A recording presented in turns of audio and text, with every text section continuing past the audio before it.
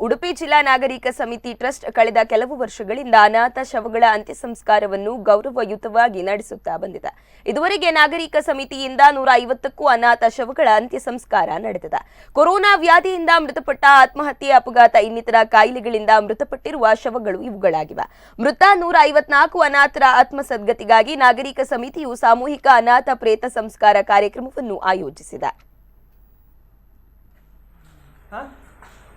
नाम क्या आपका? नाम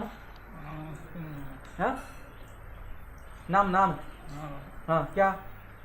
ಇನ್ನು ಬ್ರಹ್ಮಗಿರಿ ನಾಯರ್ ಕೆರೆಯ ಬಳಿ ಅನಾರೋಗ್ಯದಿಂದ ಅಸಹಾಯಕ ಸ್ಥಿತಿಯಲ್ಲಿದ್ದ ಅಪರಿಚಿತ ಯುವಕನನ್ನು ಸಮಾಜ ಸೇವಕರಾದ ನಿತ್ಯಾನಂದ ಒಳಕಾಡು, ತಾರನಾಥ್ ಮೇಸ್ತಾ ಶೀರೂರು ಅವರು ರಕ್ಷಿಸಿ ಅಜ್ರಕಾಡು ಜಿಲ್ಲಾಸ್ಪತ್ರೆಗೆ ದಾಖಲುಪಡಿಸಿದ ಘಟನೆ ಶುಕ್ರವಾರ ನಡೆದಿದೆ.